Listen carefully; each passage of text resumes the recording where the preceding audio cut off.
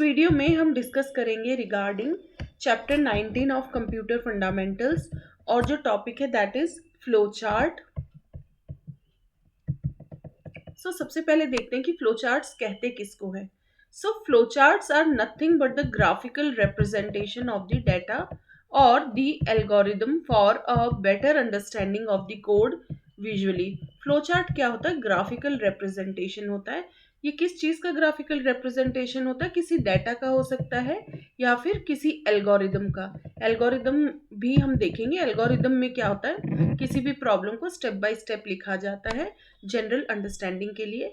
तो उसी डेटा या एल्गोरिदम को यदि विजुअली हम चार्ट के रूप में दिखाना चाह रहे हैं ग्राफिकली, ताकि वो और अच्छे से समझ में आए वो कोड या फिर वो जो डेटा जिस तरीके से है या एल्गोरिदम, विजुअली उस कोड को बेटर तरीके से हम समझ पाए, तो उसी ग्राफिकल रिप्रेजेंटेशन को फ्लो चार्ट कहा जाता है।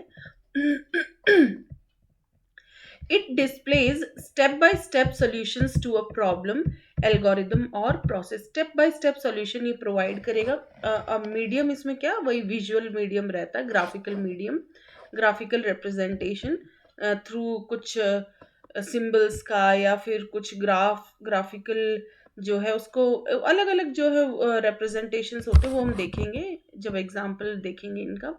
तो कोई प्रॉब्लम, एल्गोरिदम या कोई प्रोसेस, उसको ग्राफिकली रिप्रेजेंट किया जाता है स्टेप बाय स्टेप।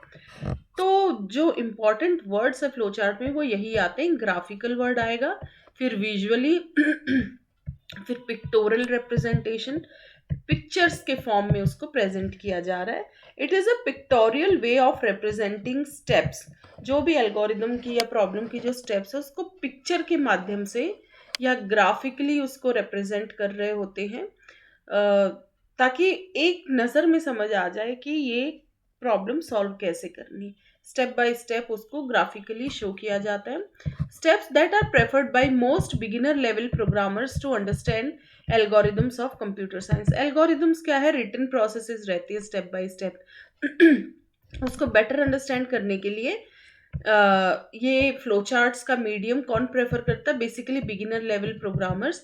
बाकी देखिए जो एडवांस लेवल है उन्हें तो एल्गोरिदम, कोड, इन सब की अंडरस्टैंडिंग वैसे ही हो जाती है। Thus, it contributes to troubleshooting the issues in the algorithm. Algorithm में यदि कोई इश्यूज है तो यदि फ्लो चार्ट भी उसका अवेलेबल है तो क्या प्रॉब्लम है उसको आइडेंटिफाई करने में इजी रहता है। ट्रबल शूट का मतलब यही है कि कहाँ ट्रबल है, कहाँ प्रॉब्लम आ रही है, उसको आइडेंटिफाई करना। तो फ्लो चार्ट के मीडियम से और इजी हो जाता है उसको आइडेंटिफाई करना।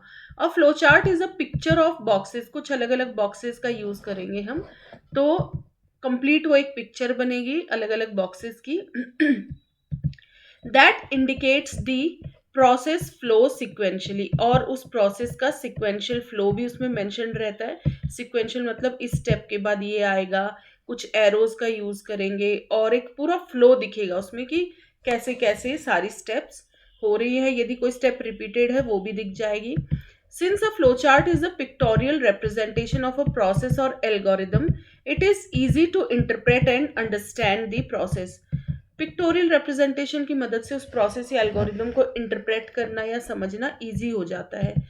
To draw a flow chart, certain rules needs to be followed which are followed by all professionals to draw a flow chart and are widely accepted all over the countries. कुछ एक ना standard होता है flow chart का जो लगभग सभी countries में फॉलो होता है। वो मतलब प्रोफेशनल्स ने ही ऐसा कुछ वो रूल्स बना रखे हैं और उन्हीं रूल को बेसिकली फॉलो किया जाता है फ्लो चार्ट के लिए। तो अब हम फ्लो चार्ट की फॉर्मल यदि डेफिनेशन देखें तो वो देख लेते हैं क्या होता है। So what is flow chart? A flowchart is a type of diagram that represents a workflow or process. Flow है तो देखिए किसी प्रोसेस या वर्क का फ्लो दिखा रहा है ये चार्ट। चार्ट मतलब एक टाइप का diagram.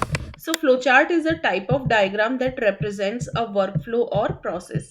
A flowchart can also be defined as a diagrammatic representation of an algorithm, a step-by-step approach to solving a task.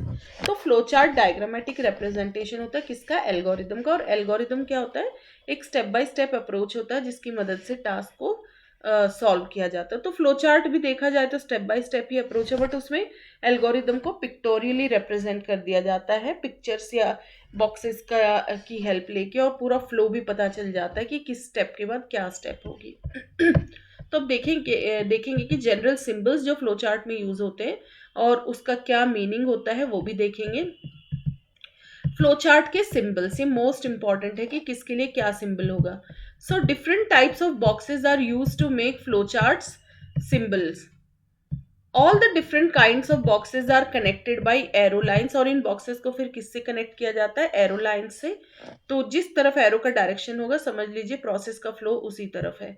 Arrow lines are use to display the flow of control. Let's learn about each box in detail. तो boxes देखेंगे, जैसे यदि इस तरीके से है ellipse form में या ओवल इस तरीके से, तो ये टर्मिनल या टर्मिनेटर कहलाता है, मतलब एंड।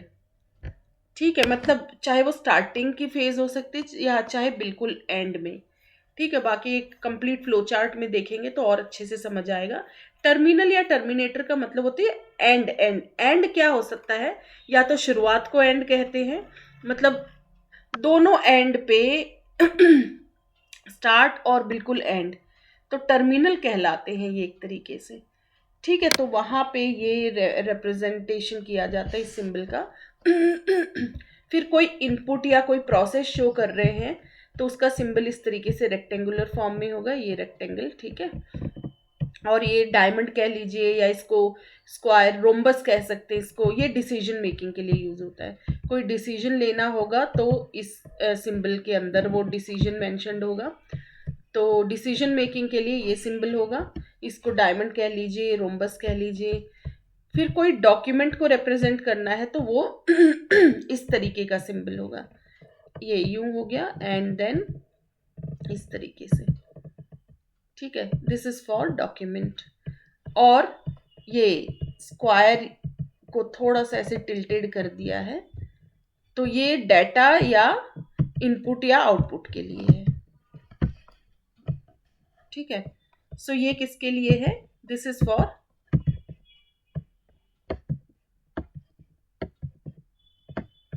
डाटा और इनपुट आउटपुट। कोई डाटा एंटर करना है या इनपुट आउटपुट की कोई प्रोसेस है उसके लिए।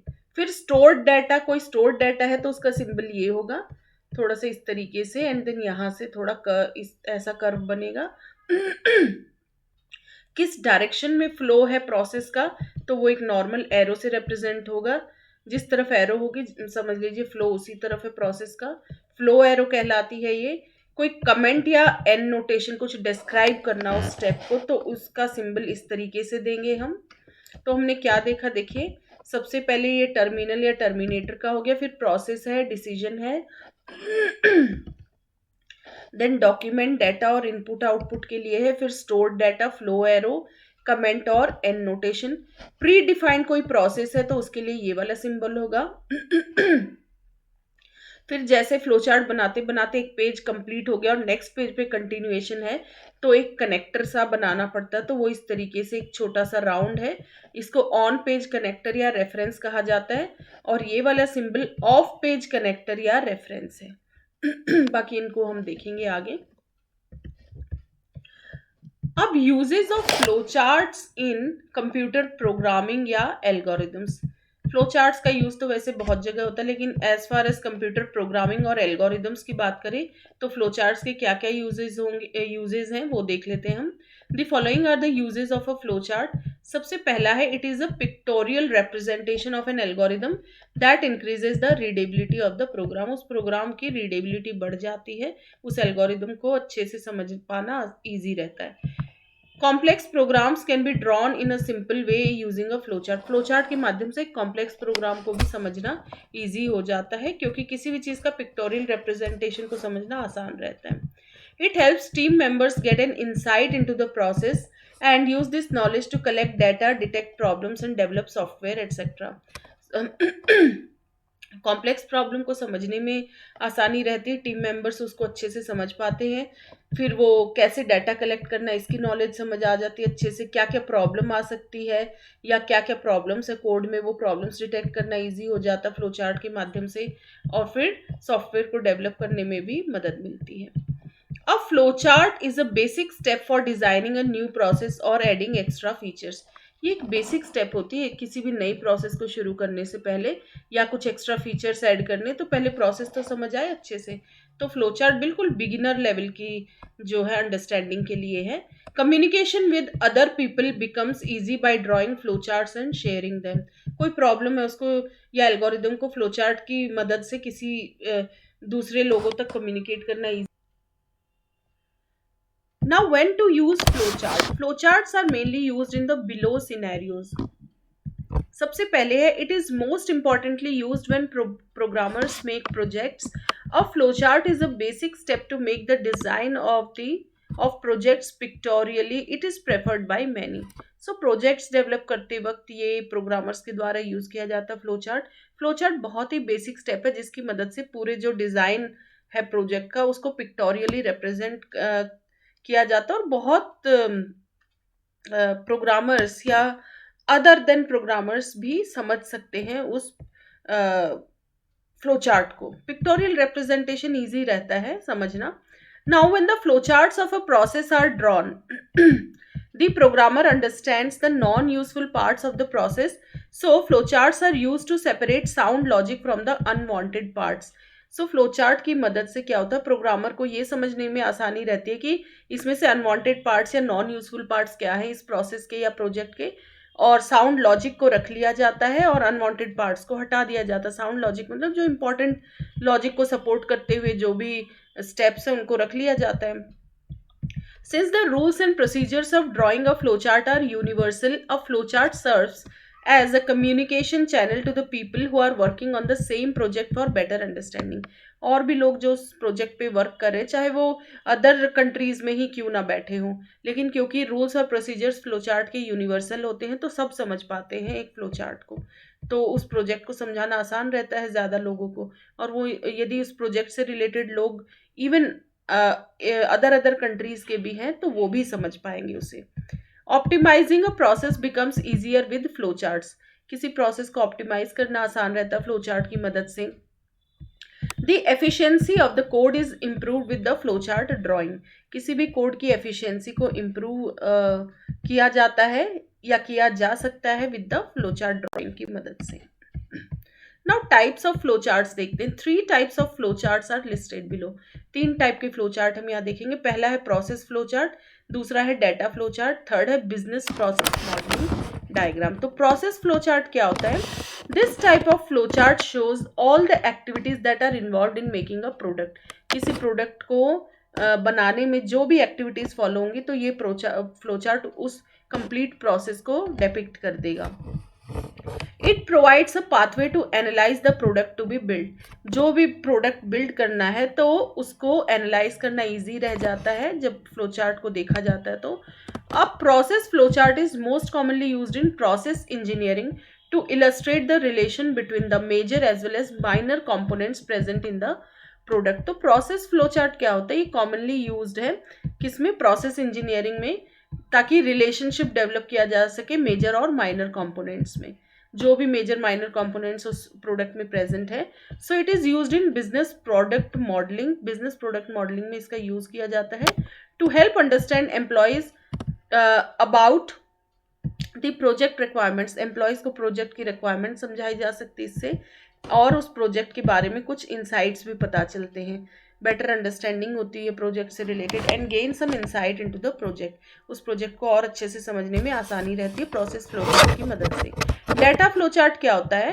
As the name suggests the data flow chart is used to analyse the data. ये किसी डाटा को एनालाइज करने में हेल्पफुल रहता है। Specifically, it helps in analyzing the structural details related to the project. Project से रिलेटेड जो structural details होंगे उसको समझने में आसानी होती है with the help of data flow chart. Using this flow chart, one can easily understand the data inflow and outflow from the system. यहाँ data का inflow outflow अच्छे से समझ में आ जाता है।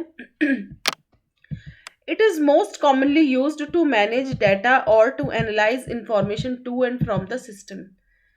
ये मोस्ट कॉमनली यूज्ड होता है ये डाटा फ्लो चार्ट, जिसकी मदद से डाटा को मैनेज भी किया जाता है, एनालाइज भी किया जाता है, किसी सिस्टम से डाटा कैसे फ्लो कर रहा है या सिस्टम से कैसे बाहर जा रहा है डाटा, वो कंप्लीट अंडरस्टैंडिंग हो जाती है डाटा के फ्लो की. Now business process modelling diagram है. यूजिंग दिस फ्लो चार्ट और diagram one can analytically represent the business process and help simplify the concepts needed to understand business activities and the flow of information. Business process को समझने में आसानी होती है. जो भी कॉन्सेप्ट्स रिलेटेड है उस बिजनेस एक्टिविटी में, उन कॉन्सेप्ट्स को समझना ईजी रहता है और कैसे इंफॉर्मेशन फ्लो कर रहा है उस बिजनेस में, वो भी इस मॉडलिंग डायग्राम के थ्रू समझना आसान हो जाता है. This flowchart illustrates the business process and models graphically, which paves the way for process improvement. किसी भी प्रोसेस की इम्प्रूवमेंट में हेल्प होती है यदि उसको प्रोसेस को अच्छे से समझा जा सके. तो क्योंकि ग्राफिकल रिप्रेजेंटेशन हो जाता फ्लो चार्ट की मदद से, तो और इजीली समझ में आ जाती चीज़ें. सो 3 टाइप के फ्लो चार्ट्स हमने देख लिए: process flow chart, data flow chart and business process modelling diagram. Now जो टाइप्स ऑफ बॉक्सेस हमने देखे थे उनको थोड़ा थोड़ा यहाँ पे और एक्सप्लेन करके पढ़ेंगे. Types of boxes use to make a flow chart. There are different types of boxes that are used to make flowcharts. All the different kinds of boxes are connected to one another by arrow lines. Arrow lines का use होता है. Now arrow lines are used to display the flow of control. Let's learn about each box in detail. Her box के बारे में detail में पढ़ेंगे. तो terminal को कैसे रिप्रेजेंट किया जाता है, इस तरीके से. This box is an oval shape which is use to indicate the start और end of the program. Terminal ends जैसे क्या, दोनों तरफ के जो एंड है, दोनों एंड क्या होगा, स्टार्ट और बिल्कुल स्टार्ट वाली को कहेंगे कि ये एक एंड है, और एक एंड सच में जब प्रोसेस खत्म हो रही है, तो दोनों मतलब शुरुआत और अंत दोनों इसी सिंबल से होगा, ओवल से. Every flow chart diagram has an oval shape that depicts the start of an algorithm and another oval shape that depicts the end of an algorithm. तो start भी इसी से depict की जाती है और end of the flow chart भी इसी से. For example, ये start हो गया, ये end, और इसके बीच में जो भी complete बाकी flow chart इसमें होगा. इसको body of flow chart कहा जाता है. नाउ नेक्स्ट है डाटा को रिप्रेजेंट करने वाला सिंबल, ये था पैरेललोग्राम शेप्ड बॉक्स है ये. This is a parallelogram shaped box inside which the inputs और outputs are written. This basically depicts the information that is entering the system और algorithm and the information that is leaving the system और algorithm. कोई input हो रहा है तो इसके through होगा, कोई आउटपुट हो रहा है तो इसके थ्रू. For example, if user wants to input A from the user and display it, the flow chart for this would be. यदि कोई यूजर कुछ इनपुट देना चाह रहा है और उसको फिर डिस्प्ले कराना चाह रहा है, तो इसका एक फ्लो चार्ट किस तरीके से हम ड्रॉ करेंगे. तो जैसे ये स्टार्ट था, ये एंड था, ये यूजर ने इनपुट दिया और प्रिंट के लिए थोड़ा सा और ये आउटपुट को डिपिक्ट कर रहा है, देखिए, और ये नहीं, सॉरी, ये इनपुट हो गया एंड ये आउटपुट. प्रिंट ए मतलब आउटपुट के लिए. ठीक है, तो इनपुट आउटपुट दोनों के लिए यही सिंबल्स है. ये आपके ऊपर वेरी करता है कि थोड़ा सा स्मॉल पैरेललोग्राम भी ले सकते हैं, थोड़ा बड़ा पैरेललोग्राम भी ले सकते हैं, but it would be a parallelogram. और ये ओवल शेप में स्टार्ट एंड हो गया. थर्ड है, किसी प्रोसेस के लिए किस तरीके से ये रेक्टेंगल वाला सिंबल यूज होगा. ठीक है, इसमें क्या है, देखिए, प्रोसेस को रिप्रेजेंट करने के लिए this is a rectangular box which inside which a programmer writes the main course of action of the algorithm or the main logic of the program. main logic इसी में लिखा जाएगा. this is the crux of the flowchart. बिल्कुल crux मतलब most important part of the flowchart, as the main processing code is written inside this box. main processing code इसी में रहेगा. For example, if the programmer wants to add 1 to the input given by the user, he or she would make the following flowchart. suppose जो भी user ने input दिया उसमें +1 करना चाह रहा है, मतलब वो एल्गोरिदम, तो फ्लोचार्ट के माध्यम से कैसे लिखेंगे. तो ये लॉजिक हो गया ना, प्लस. तो इन नई ए की वैल्यू क्या हो जाएगी, पुरानी जो भी यूजर ने दी थी उसमें क्या 1 ऐड कर दिया, तो न्यू वैल्यू ए +1. तो प्रिंट ए, फिर ये नई वाली वैल्यू आएगी, ए में जो भी था उसमें +1 हो गए. तो देखिए, ये स्टार्ट हो गया, ये एंड हो गया, टर्मिनल एंड्स हो गए. फिर यहाँ पैरेललोग्राम के थ्रू कुछ इनपुट दिया यूजर ने ए, सपोज वैल्यू ले लेते हैं 5, यूजर ने 5 इनपुट दिया।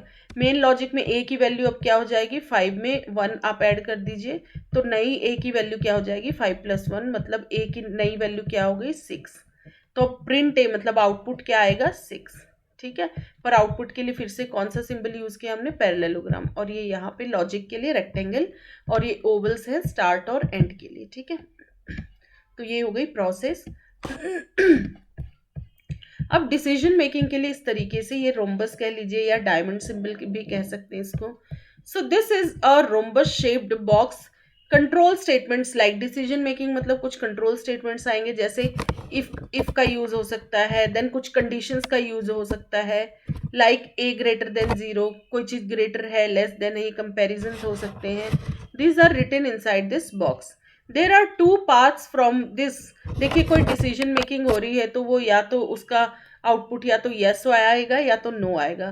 तो ये जो सिंबल होता है इसके 2 पार्ट्स रहेंगे हमेशा, या तो यस का और एक रहेगा नो का। यस होगा तो वो जहां भी फ्लो जाना वहां जाएगा, फ्लो चार्ट का फ्लो, और नो होगा तो फिर उसको हो सकता है किसी प्रीवियस स्टेप की तरफ जाना पड़े, या जहां भी वो फिर 2 अलग अलग रास्ते लिए जाएंगे डिसीजन के बेस पे।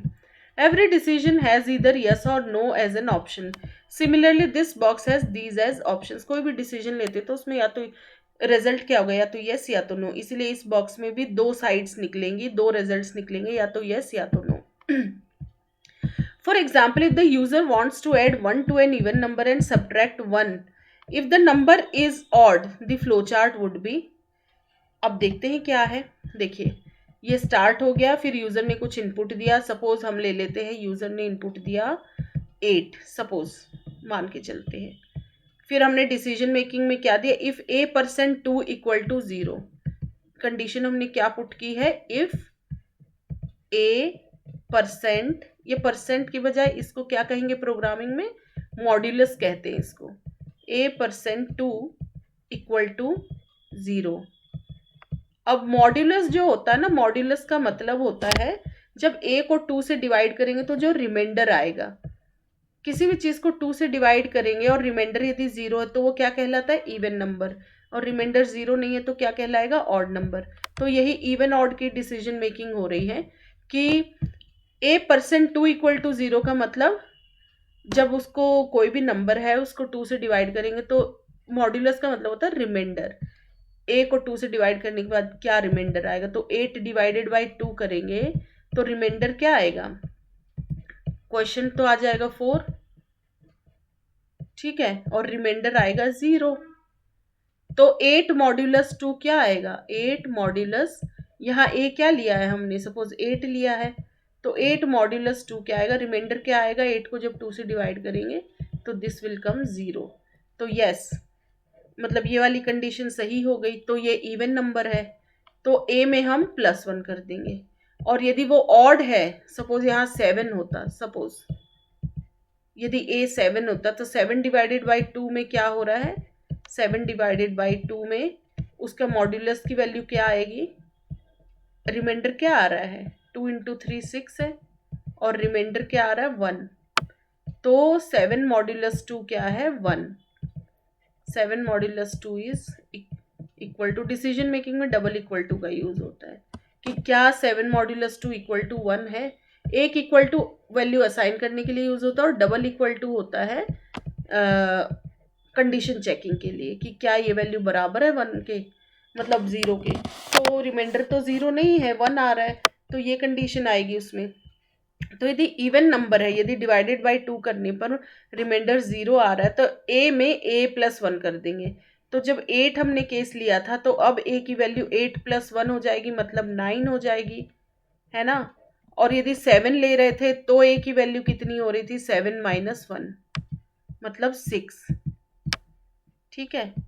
और फिर जो भी कंडीशन के बेस, सपोज 8 वैल्यू थी तो ये वाला आउटपुट आ जाएगा, तो प्रिंट a, फिर a की जो भी नई वैल्यू क्या 9, और यदि a 7 था तो ऑड आ रहा था तो नई वैल्यू क्या हो जाएगी 6, और फिर फाइनली प्रोग्राम एंड हो गया, एल्गोरिथम एंड हो गया, ठीक है। तो डिसीजन मेकिंग के लिए ये हमने यूज कर लिया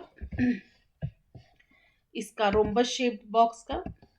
फ्लो, कभी भी फ्लो दिखाना तो वो इस एरो से दिखा, जैसे यहाँ एरोज दिख रही है ना, तो ये फ्लो है, जैसे स्टार्ट से लेके इनपुट ए के लिए ये है, फिर यहाँ से एरो यूं गई है, ठीक है। स्ट्रेट एरोज भी होती हैं और एरो का डायरेक्शन चेंज भी हो सकता है, इस तरीके से किसी भी दिशा में जा सकती है arrow.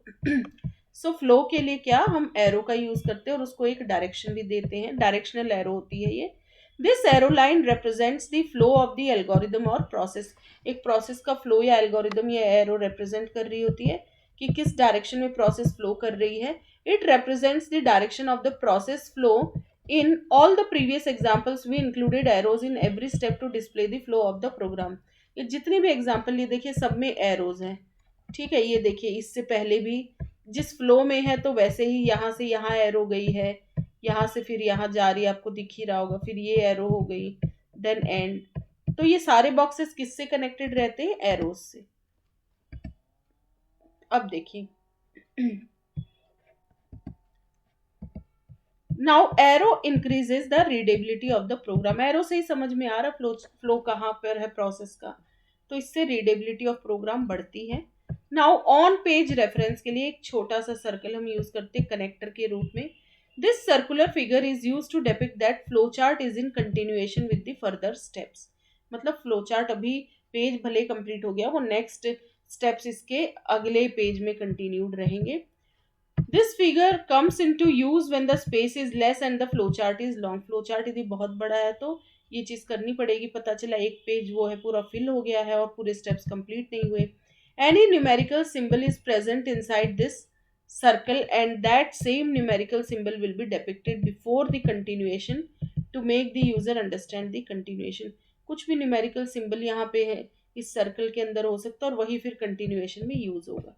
Below is a simple example depicting the use of on page reference का यूज हम देख लेते हैं। सपोज इतना ड्रॉ करने के बाद पेज कंप्लीट हो गया तो हम यहाँ पे सपोज x लिख देते हैं और फिर दूसरे पेज में x से शुरू, मतलब इस वाले फ्लो चार्ट को हमने कंटिन्यू किया है। तो स्टार्ट इनपुट ए, फिर यहाँ पे पेज कंप्लीट, तो नेक्स्ट कुछ स्टेप्स क्या थे कि वो ए प्रिंट होगा एंड एंड। तो कंप्लीट फ्लो चार्ट 2 पेजेस में है, बट ये कनेक्टर की मदद से यहाँ पे एंड कर दिया गया। अब एक सिंबल लगा दिया, इससे क्या पता चलेगा कि ये इसी फ्लो चार्ट का कंटिन्यूएशन है। हो सकता है कोई और फ्लो चार्ट हो, उसमें हम सिंबल क्या लगा देंगे, एम सपोज, और वो किसी और पेज पे, तो उधर उधर एक्स लिखा होगा तो हम समझेंगे कि नहीं ये एक्स तो दूसरे वाले का है। हाँ, यदि इधर भी एम लिखा होगा समझ जाएंगे कि हाँ ये इसी फ्लो चार्ट का है। तो एक सिंबल लिख लिया जाता है इस कनेक्टर में। अब एडवांटेजेस और डिसएडवांटेजेस ऑफ फ्लो चार्ट देख लेते हैं। एडवांटेजेस ऑफ फ्लो चार्ट क्या है और डिसएडवांटेजेस ये देखेंगे। Advantages, it is the most efficient way of communicating the logic of the system। किसी भी सिस्टम के लॉजिक को अच्छे से कम्युनिकेट करने का सबसे एफिशिएंट तरीका है। नेक्स्ट है it acts as a guide for a blueprint during the program design. ये एक ब्लूप्रिंट का काम कर रहा होता है। देन है it also helps in the debugging process, easy रहती है इससे। Using flow charts we can easily analyse the programs easily analyse होते हैं। Flow charts are good for documentation के लिए इजी रहता है। देन डिसएडवांटेजेस में flow charts are challenging to draw for large and complex problems. Large और complex problems के लिए फ्लो चार्ट को ड्रॉ करना चैलेंजिंग रहता है। नेक्स्ट है it does not contain the proper amount of details. Proper amount of details नहीं रहती है फ्लो चार्ट में। Then flow charts are very difficult to reproduce. इसको मतलब एक बार कहीं सपोज लॉस्ट हो गया, गायब हो गया, तो वापस से रिप्रोड्यूस करना इजी नहीं रहता है। देन है last point is flow charts are very difficult to modify. Flow charts को मॉडिफाई करना डिफिकल्ट होता है क्योंकि पूरा फिर से ड्रॉ करो, एक भी स्टेप गलत हुई तो। बट ये फायदे भी है नुकसान भी, बट फ्लो चार्ट्स आर। अब कुछ सॉल्व एग्जांपल्स देखेंगे फ्लो चार्ट पे। सो क्वेश्चन नंबर 1 है draw a flow chart to find the greatest number among the 2 numbers. So इसका एक फ्लो चार्ट हमको ड्रॉ करना है, बट सबसे पहले हम एल्गोरिदम लिखेंगे स्टेप बाय स्टेप और फिर उसको पिक्टोरियली मतलब फ्लो चार्ट के रूप में रिप्रेजेंट करेंगे, उसका फ्लो चार्ट ड्रॉ करेंगे। तो पहले हम लॉजिक लिख लेते हैं स्टेप बाय स्टेप। सपोज ये एल्गोरिदम दिया गया है, या आप पहले लॉजिक लिख सकते हैं स्टेप बाय स्टेप, इसको फिर डायग्रामेटिकली रिप्रेजेंट करेंगे। तो 2 नंबर है, उन दोनों में से बड़ा कौन है, तो उसका लॉजिक देखते हैं। सबसे पहले एल्गोरिदम के लिए सेपरेट भी एक चैप्टर आएगा, सो वहाँ एल्गोरिदम को डिटेल में भी पढ़ेंगे। बट एल्गोरिदम क्या होता है, किसी भी प्रॉब्लम का स्टेप बाय स्टेप रिप्रेजेंटेशन होता है, उसको नॉर्मल भाषा में लिखते हैं हम, नॉर्मल इंग्लिश लाइक लैंग्वेज में। तो खैर फिलहाल इंग्लिश के ही एल्गोरिदम की हम बात कर रहे हैं। वैसे एल्गोरिदम किसी को भी कहेंगे जो भी स्टेप बाय स्टेप लिखा गया है। तो सबसे पहले स्टार्ट, फिर हम दो वेरिएबल्स लेंगे यूज़र से, क्योंकि दो नंबर्स को चेक करना है कि ग्रेटेस्ट कौन है, तो पहले यूज़र से दो वेरिएबल एज एन इनपुट लेंगे। फिर एक कंडीशन देखेंगे, if A greater than B, यदि ए बी से बड़ा है तो स्टेप 4 की तरफ जाएंगे। एल्स अदरवाइज यदि वो ए बी से बड़ा नहीं है, छोटा है या फिर इक्वल है, तो उन दोनों केसेस में स्टेप 5 पे जाएंगे। और फिर आउटपुट में आ जाएगा प्रिंट ए इज ग्रेटर, और फिर गो टू स्टेप 6। स्टेप 6 मतलब क्या है, स्टॉप। यदि यहाँ ए ग्रेटर देन बी था तो गो टू स्टेप 4, मतलब ए को हम ग्रेटर प्रिंट करा देंगे और फिर सीधा 5th स्टेप स्किप हो जाएगा, सीधा 4 के बाद स्टॉप आ जाएगा। ठीक है, गो टू स्टेप 6। और यदि ए बी से बड़ा नहीं है तो इसका मतलब बी ए से बड़ा है, तो उस केस में स्टेप 5 आ जाएगा, प्रिंट बी इज ग्रेटर। ठीक है, और फिर गो टू स्टेप 6। फिर तो एंड है ही, लिखने की भी ज़रूरत नहीं है। इसी को हम फ्लो चार्ट के रूप में कैसे रिप्रेजेंट करेंगे, देखिए। पहले स्टार्ट था तो ये वाला सिंबल, फिर इनपुट के लिए क्योंकि दो इनपुट्स ले रहे हैं ए और बी, तो उसको कॉमा से सेपरेट कर देंगे, input A comma B.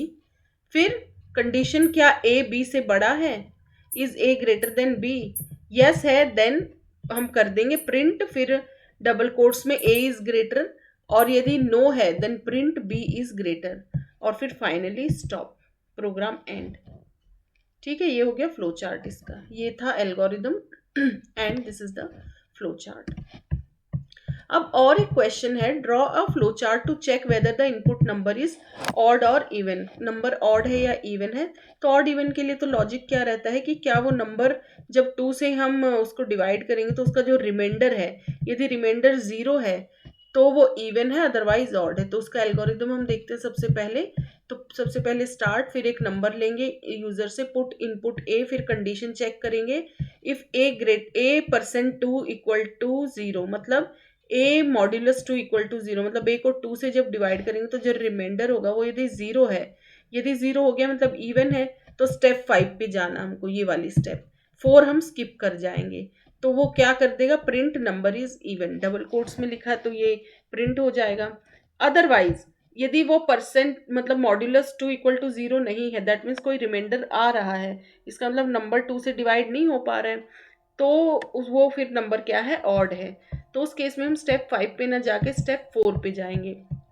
Step 4 पे वो क्या प्रिंट करेगा कि नंबर ऑड है, और ऑड के बाद वो सीधा किस स्टेप पे चला जाएगा, 4 के बाद सीधा 6 पे, गो टू स्टेप 6, मतलब एंड हो गया इधर प्रोग्राम का, 5 स्किप हो जाएगा उस केस में। ठीक है, तो उसी को देखते हैं फ्लो चार्ट के रूप में। तो स्टार्ट, फिर इनपुट, कोई भी एक इनपुट लिया है, सपोज इधर एक लिख लीजिएगा, इनपुट ए, एक नंबर लिया है यूजर से। फिर क्या ए मॉड्यूलस 2 इक्वल टू 0 है, मतलब ए को 2 से डिवाइड करेंगे तो रिमाइंडर 0 है, यदि रिमाइंडर 0 है मतलब इवन नंबर है, तो क्या प्रिंट करेगा, ए इज इवन, और ये किसमें देखिए रोम्बस शेप में है, और नो है then print A is odd, और फाइनली स्टॉप। तो ये हो गया flow chart. Now third question है, draw a flow chart to print the input number 5 times. एक इनपुट नंबर जो भी है उसको 5 टाइम्स हमको प्रिंट कराना है। तो उसका एल्गोरिदम क्या रहेगा, सबसे पहले स्टार्ट, फिर एक नंबर इनपुट लेंगे, input number A, now initialise, पहले सी की वैल्यू सपोज 1 ले लेंगे हम, फिर जैसे कंडीशन चेक करेंगे, कंडीशन हमको एक लूप के फॉर्म में चलानी है, तो सी लेस देन इक्वल टू 5, 1 से लेके वो 5 तक जाएगा, मतलब 5 इंक्लूड कर रहा है, इसलिए इक्वल टू भी साइन है। जैसे ही 5 से बड़ी वैल्यू हो जाएगी तो वो स्किप हो जाएगा। जब तक 5 तक चल रहा है तो स्टेप 5 पे जाना है, एल्स गो टू स्टेप 7। जैसे ही 5 से बड़ी वैल्यू हो जाएगी तो वो सीधा स्टेप 7 मतलब स्टॉप हो जाएगा, और सी से लेस देन इक्वल टू 5 तक है तो हम सीधा गो टू स्टेप 5 जा रहे हैं। ठीक है, स्टेप 5 मतलब ए प्रिंट हो जाएगा, और फिर ए प्रिंट होने के बाद सी की वैल्यू क्या हो जाएगी, हर एक लूप में एक इंक्रीज होती चली जाएगी। जैसे ही ए सपोज 1 था सबसे पहले, तो 1 प्रिंट हो गया, फिर 1 + 1 2 होगा, फिर वो वापिस से कंडीशन चेक होगी, क्या 2 5 से कम है, यस, तो फिर दोबारा से वो, और बल्कि ये 2 भी नहीं, ये एक्चुअली नंबर्स भी इंक्रीज नहीं हो रहे, यहाँ हम एक ही नंबर को प्रिंट करा रहे, ए को ही। तो लूप तो सी का चल गया, लेकिन ए प्रिंट ए की ही वैल्यू होगी। ए तो क्या है, फिक्स नंबर है जो भी यूजर ने दिया है। हाँ, यदि 1 2 3 4 5 कराना होता तो हम ए को 1 लेते और ए को ही <= 5 लिखते और प्रिंट ए लिखते। बट यहाँ सी तो सिर्फ काउंटर का काम कर रहा, मतलब लूप चलाने का, काउंट करने का काम कि कितनी बार लूप चला है। और C = C+1, फिर गो टू स्टेप 4, मतलब जैसे ही सी की वैल्यू बढ़ा दी, फिर स्टेप 4 पे कंडीशन चेक करेंगे हम, ये एक लूप चल रहा है। सी जब तक <= 5 है, ये प्रिंट ए होता रहेगा उतने टाइम्स, जैसे ही वो कंडीशन फॉल्स हो जाएगी तो स्टेप 7 पे आके स्टॉप हो जाएगा। तो ये तो फ्लो चार्ट हो गया, ये एक लूप चलेगा इसमें। देखिए स्टार्ट, एक नंबर इनपुट ए लिया, सी की वैल्यू हमने क्या सेट कर दी, 1, तो ये एक तरीके से लॉजिक हो गया। तो लॉजिक को हम इस तरीके से रिप्रेजेंट करते थे रेक्टेंगल में, और फिर हम कंडीशन चेक करेंगे, इज सी <= 5, यस, तो 5 बार रिपीट कराना, तो प्रिंट ए होता रहेगा, और फिर सी की वैल्यू हम 1 बढ़ा देंगे और वापस से हम कहाँ चले गए, इस कंडीशन को चेक करने। तो ये लूप जब तक ये प्रिंट ए तब तक होता रहेगा जब तक सी की वैल्यू 5 तक है, मतलब 1 2 3 4 5 <= 5 है। 5 से ज़्यादा होते ही फिर ये C1 भी +1 होता जा रहा है ना, सी जैसे ही 5 से ज़्यादा होगी, मतलब सी की वैल्यू 6 होते ही ये नो हो जाएगा, कंडीशन फॉल्स, तो प्रोग्राम स्टॉप। तो ये है flow chart to print the input number 5 times. Now next question है, draw a flow chart to print numbers from 1 to 10। 1 to 10 तक नंबर्स प्रिंट करने, तो एल्गोरिदम स्टार्ट, नाउ इनिशियलाइज सी की value 1, now we check.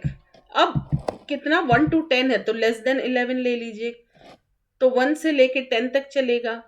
और फिर यदि सी की value <11 है तो स्टेप 4 पे जाना हमको, मतलब सी, अब सी को प्रिंट करा रहे हैं ना हम, तो सी की वैल्यू 1 है, फिर सी की वैल्यू 2 होगी, तो हम यहाँ पे वैल्यू एक एक इंक्रीज होती जाएगी और प्रिंट भी सी ही होगा, मतलब जो वैल्यू होगी। और जैसे ही सी की वैल्यू 11 हो जाएगी, 10 से ज़्यादा, तो सीधा स्टेप 6 मतलब स्टॉप, अदरवाइज ये लूप चलता रहेगा, सी की वैल्यू 1 बढ़ती चली जाएगी और वापस से फिर लूप चलेगा, कंडीशन चेक होगी। सो इसी को फ्लो चार्ट के रूप में डिपिक्ट किया गया है। स्टार्ट, पहले सी की वैल्यू 1 ले ली, फिर कंडीशन है इज सी <11 या <10 भी ले सकते हैं आप, यहाँ पे लॉजिक कुछ भी हो वो आपको डिसाइड करना है। तो यस, जब तक वो <11 वैल्यू है तो प्रिंट सी करते जाइए, सी की वैल्यू 1 बढ़ाते जाइए और लूप चलेगा, एंड देन यदि वो नो है देन यहाँ पे program would be stopped. Now flow chart to print numbers from 1 to 10। ठीक है, तो ये था flow chart to print numbers from 1 to 10। Now fifth question, four question हम कर चुके हैं, ये फिफ्थ क्वेश्चन है, draw a flow chart to print the first 5 multiples of 3। First 5 multiples of 3 है, तो मतलब 5 × 1 3 के मल्टीपल्स है ना, तो 3 × 1 3 × 2 3 × ऐसे 5 तक जाएगा। तो स्टार्ट, फिर इनिशियलाइज, काउंटर 5 तक जाना चाहिए, तो सी की वैल्यू 1 है, तो काउंटर के लिए हम सी <6 कंडीशन ले लेंगे, जब तक 5 है तब तक ये स्टेप 4 तक जाता जाएगा। और फिर यदि वैल्यू 6 से ज़्यादा हो गई तो सीधा स्टेप 6 पे जाना, अदरवाइज फिर 3 × C, मतलब पहले 1 है तो 3 × 1 आया, फिर C+1 = का मतलब C की वैल्यू हमने, C+1 का मतलब क्या होता है, C+1 का मतलब होता है C = C+1। ठीक है, ये लॉजिक हो गया हमारा, C = C+1। तो C = C+1, C की वैल्यू इंक्रीज कर दीजिए, तो 1 + 1 2, फिर वापस से स्टेप 3 पे जाएंगे, तो कंडीशन चेक करिए, तो क्या 2 6 से लेस है, यस, तो अब C फिर क्या प्रिंट होगा, 3 × 2। ऐसे ही फिर C की वैल्यू फिर इंक्रीज हो जाएगी, 3 हो गई, 2 थी ना पहले, तो 2 + 1 3 हो गई, फिर क्या 3 <6 है, यस, तो 3 × 3, तो ऐसे 3 × 5 तक ये मल्टीपल्स जाएंगे, तो ये पूरा लूप चलेगा। So let's see the flow chart for that. Start, फिर सी ये काउंटर हो गया, C = 1, C <6, ये कंडीशन चेक हो रही है, जब तक वो <6 है मतलब 5 तक है तो यस, प्रिंट 3 × C, और फिर सी की वैल्यू बढ़ाते जाना है। ये लूप चलता रहेगा जब तक कि सी लेस देन 6 है। सी की वैल्यू 6 होते ही, मतलब अब सी की वैल्यू लेस देन 6 नहीं रही तो नो आ गया, तो फिर प्रोग्राम स्टॉप हो जाएगा, लूप से बाहर आ जाएगा प्रोग्राम। सो ये है flow chart to print the first 5 multiples of 3। So इस चैप्टर में इतना ही। एक बार इसका ओवरव्यू ले लेते हैं कि हमने इस चैप्टर में क्या क्या पढ़ा। So chapter number 19 of computer fundamentals में हमने पढ़ा अबाउट फ्लो चार्ट, और फ्लो चार्ट क्या होता है। देन फ्लो चार्ट के सिंबल्स देखे हमने, different different symbols for terminal, terminator, process, decision, document, data और input output stored data. Then flow arrow, comment या an notation, predefined process, on page connector या reference, off page connector या reference. फिर uses of flow charts in computer programming या algorithms, when to use flow chart है। फिर types of flow chart में process flow chart, data flow chart, business process, modelling diagram. फिर इन boxes का थोड़ा थोड़ा एक्सप्लेनेशन हमने देखा, डाटा देन प्रोसेस, फिर इनके डायग्राम्स भी देखे हमने, मतलब flow chart, decision, flow, on page reference. फिर advantages and disadvantages of flow chart, फिर इसके कुछ सॉल्व एग्जांपल्स देखे, क्वेश्चन 1, देन क्वेश्चन 2, फिर क्वेश्चन 3। ऐसे कोई भी लॉजिक पूछा जा सकता है आपसे, प्रोग्रामिंग का लॉजिक अप्लाई कीजिए और फ्लो चार्ट ड्रॉ करना है। Then question 4 and question 5। सो इस वीडियो में इतना।